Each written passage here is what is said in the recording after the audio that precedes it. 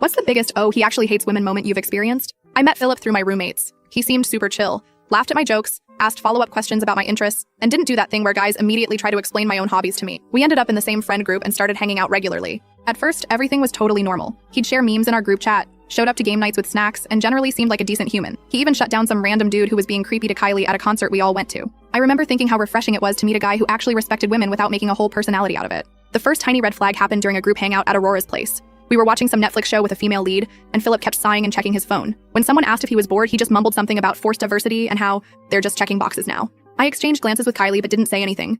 It felt off, but not enough to make a thing about it. When a girl in our extended friend circle got promoted, he suggested she probably had other ways of impressing her boss. When I mentioned being frustrated about some guy catcalling me, he laughed and said I should take it as a compliment because someday you'll miss the attention. Each time I'd feel this little twinge of discomfort, but then rationalize it away because hey, nobody's perfect, right? Then came this road trip 6 of us took to a music festival 3 hours away. I ended up in Philip's car with Rodney while the others drove separately. About an hour in, Rodney fell asleep in the back seat, and Philip clearly thought this was his chance for real talk. It started with him asking about my dating life. Normal enough question, but when I mentioned a recent awkward Hinge date, he launched into this whole thing about how dating apps have ruined women by giving them too many options. He kept saying stuff like how girls these days are too picky and don't appreciate good guys anymore. The way he said girls made my skin crawl. I tried changing the subject, but he was on a roll. He started ranting about his ex, who apparently trapped him in a relationship for 2 years, then got increasingly bitter, talking about how women are naturally manipulative and programmed to use men for resources. All this time, I'm just sitting there, literally trapped in his car on the highway, trying to figure out how this was the same guy who seemed so normal before. The whole vibe had shifted, and I suddenly felt super aware of being alone with him,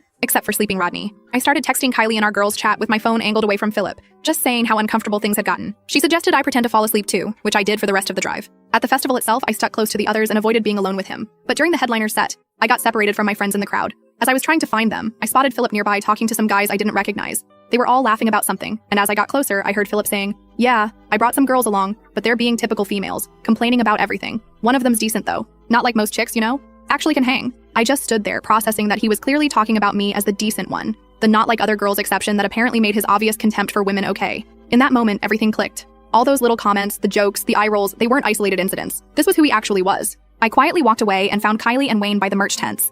I didn't even tell them what happened until the next day. Honestly, the worst part wasn't even the things he said, but realizing how completely I'd misjudged him. For months, I'd been giving benefit of the doubt to someone who fundamentally saw me and every other woman as lesser. The drive back was awful. I made sure to ride with Wayne instead, claiming I got carsick in Philip's car. We've all slowly distanced from him since then, though he seems oblivious as to why. Occasionally he'll still send something in the group chat, but most of us leave him on red now.